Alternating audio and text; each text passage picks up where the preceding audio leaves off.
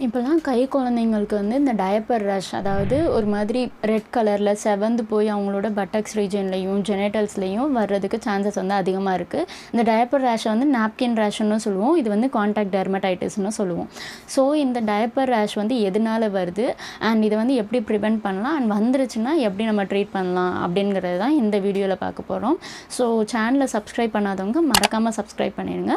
Without further delay let's get in to the video.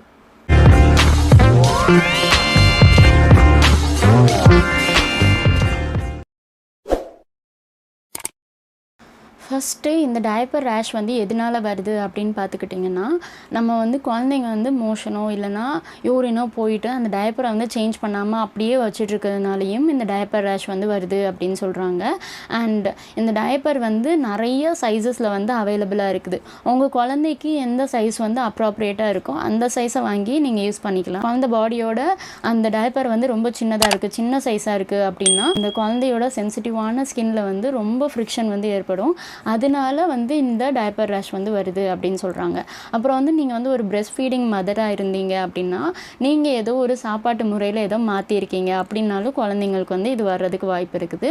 அப்புறம் வந்து நீங்கள் ஆன்டிபயோட்டிக்ஸ் ஏதாவது எடுத்துகிட்டு இருந்தாலும் இந்த குழந்தைக்கு இந்த டயப்பர் ரேஷ் வந்து வர்றதுக்கு வாய்ப்பு இருக்குது.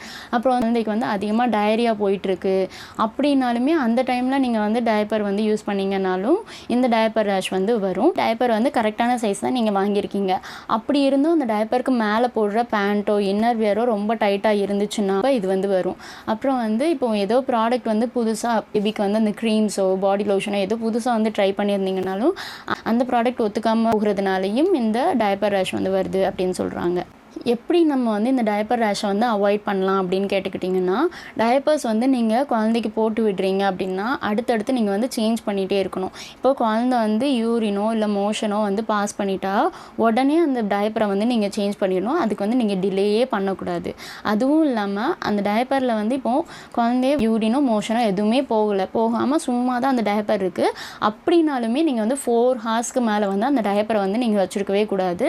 ஸோ அதனாலேயும் குழந்தைக்கு டயப்பர் ரேஷ் வந்து வரும்.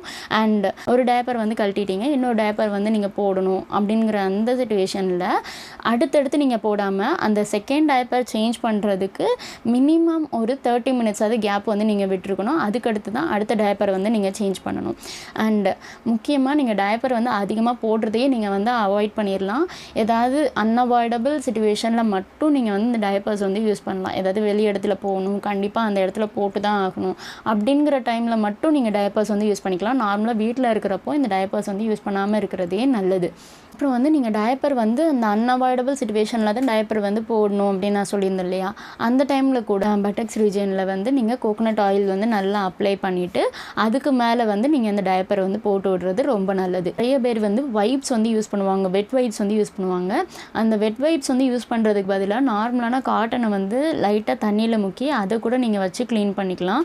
ஒரு வாட்டி குழந்தை வந்து மோஷன் போயிடுச்சு அப்படின்னா ஒரு டைமும் நீங்கள் வந்து சோப் போட்டு கழுவணும்னு அவசியம் கிடையாது. இந்த மாதிரி காட்டனை வந்து ஒரு வார்ம் வாட்டரில் எதுலையா டிப் பண்ணிவிட்டு அதை வச்சு நீங்கள் வந்து வாஷ் பண்ணி விட்டுக்கலாம்.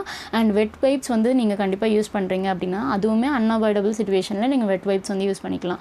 அதுவுமே ஆல்கோஹால் அண்ட் ஃப்ராக்ரன்ஸ் ஃப்ரீயாக இருக்கிற மாதிரி வைப்ஸ் வந்து நீங்கள் யூஸ் பண்ணுங்கள். இது வந்து ரொம்ப நல்லது.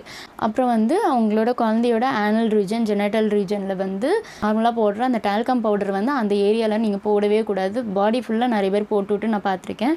ஸோ அந்த ஏரியாவில் மட்டும் கண்டிப்பாக நீங்கள் வந்து டால்கம் பவுடர் போடவே கூடாது.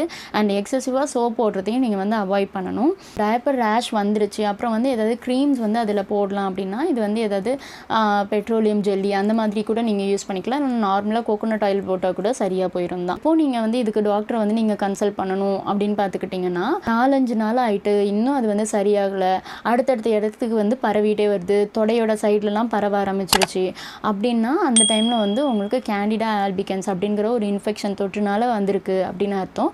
ஸோ அந்த டைமில் நீங்கள் வந்து டாக்டரை வந்து கன்சல்ட் பண்ணி தான் ஆகணும். அப்போ அவங்க வந்து ஆன்டிபைக்ரோபியல்ஸ் ஆன்டிஃபங்கல் அந்த மாதிரி க்ரீம்ஸ்லாம் வந்து அவங்க கொடுப்பாங்க. இப்போது டயப்பர் ரேஷ் வந்து வந்துருச்சு அந்த குழந்தைக்கு. அப்போ வந்து அம்மா வந்து என்னென்ன பண்ணணும் அப்படின்னா, அம்மா வந்து ரொம்ப லைட்டான ஃபுட்ஸ் தான் எடுத்துக்கணும்.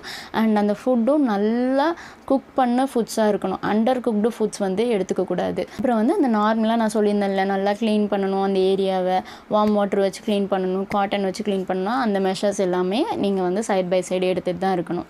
ஓகே, அவ்வளோதான் இன்னைக்கு உள்ள வீடியோ. அடுத்தடுத்த வீடியோவில் பார்க்கலாம். until then bye bye.